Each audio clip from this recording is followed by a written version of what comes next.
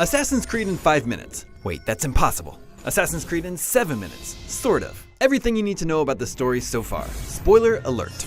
In 2012, Desmond Miles is an ordinary guy leading an ordinary life until he's kidnapped and brought to the headquarters of the mysterious Abstergo Industries. Inside the facility, Desmond is forced to use a machine called the Animus, which allows a person to access their genetic memories, reliving the lives of their ancestors. Turns out Abstergo is the modern-day face of the tyrannical Knights Templar, and Desmond is the descendant of a long line of assassins charged with fighting against the Templars and defending ideals of human free will. The Templars need Desmond's mind to access the past and find ancient artifacts known as Pieces of Eden. Their goal, to discover clues to the locations of the Pieces of Eden, which should finally allow them to achieve world harmony through subjugation. Using the Animus, the Templars sent Desmond's consciousness back to the 12th century.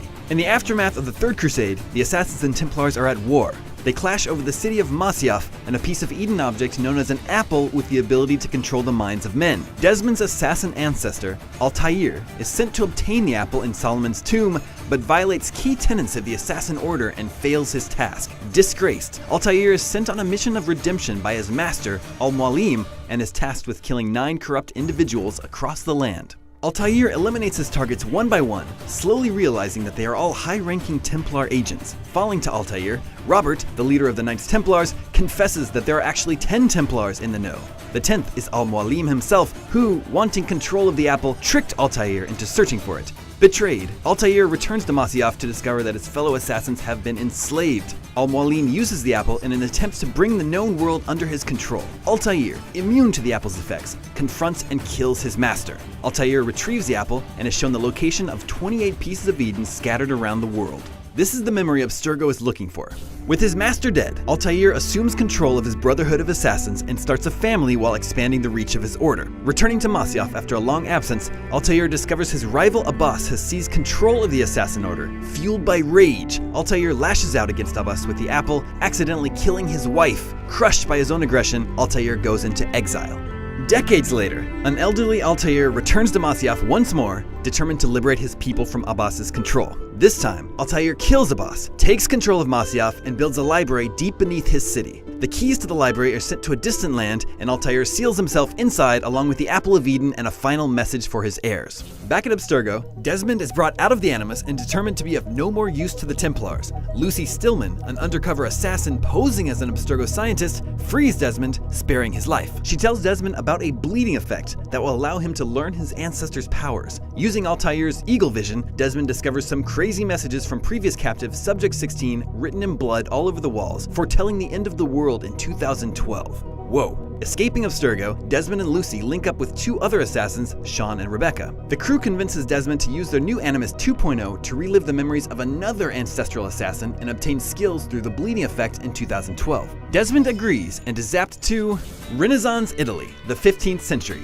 home to assassin Ezio Auditore, a lover and a fighter. When Ezio's father and brothers are falsely accused of a crime and publicly executed, Ezio vows revenge. On his quest to vindicate his family, Ezio uncovers a Templar conspiracy involving the Vatican. With the help of his uncle Mario, Leonardo da Vinci, and Niccolo Machiavelli, Ezio identifies the conspirators, all linked to the wealthy Spanish Borgia family, and assassinates them one by one.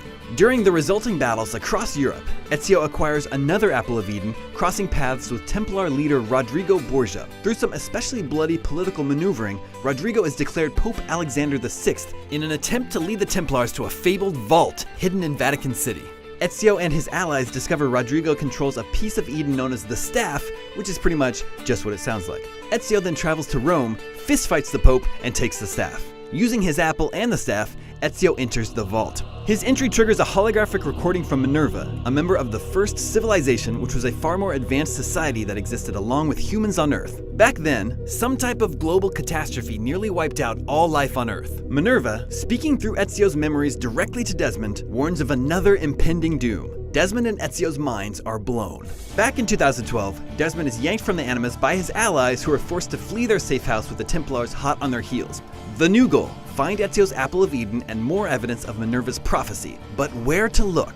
In the aftermath of Pope versus Assassin, Ezio flees Rome. Rodrigo's son, Cesare Borgia, declares open war on the assassins, and fueled by the French forces of the Baron de Valois, mounts an all-out assault on Ezio's headquarters. The siege scatters the assassin forces, claims the life of Ezio's uncle and brings the apple back under Templar control. Forced to rebuild the Brotherhood, Ezio brings in new alliances and acquires intel on Cesare and his allies. Piece by piece, man by man, Ezio kills Cesare's powerful allies, Juan Borgia and the Baron de Valois, stripping the power-hungry Templar of his military and financial resources. Family drama unfolds, and Cesare is ultimately arrested when he tries to take Rome by force. With the apple secured again, Ezio places it in the Roman Colosseum, its intended final resting place.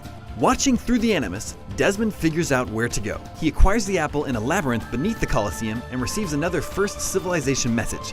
Juno reiterates Minerva's warning and goes a step further, possessing Desmond and forcing him to kill Lucy, who it turns out is a Templar double agent. Overwhelmed by the ancient energy and his prolonged stay in the Animus, Desmond collapses into a coma, seemingly lost forever. With Lucy dead and Desmond in a coma, a senior member of the Assassin Order steps out of the shadows. Desmond's father, William Miles, teams up with Rebecca and Sean to recover his son's mind.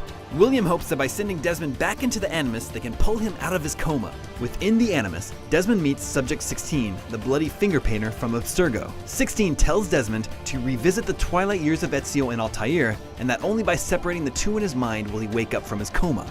Desmond learns that he isn't the first to pursue the memories of his ancestors. Ezio did as well. As a young Suleiman the Wise enters a power struggle with his uncles, Ahmet and Selim, Ezio journeys to Constantinople, tracking down the keys to Altair's lair amidst the turmoil. Ezio discovers the decayed body of Altair and realizes that he is being used as a conduit through time. He addresses Desmond directly, creating a link back to reality. Jupiter, a third member of the First Civilization, appears in Desmond's coma to provide a final warning.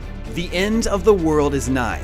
A solar flare will eradicate modern civilization much as it did the first civilization. After the fall, Minerva, Juno, Jupiter, and other godlike beings interbred with the human survivors in an attempt to repopulate the Earth. They created the first assassins, Adam and Eve, and blessed them with their sixth sense, Eagle Vision.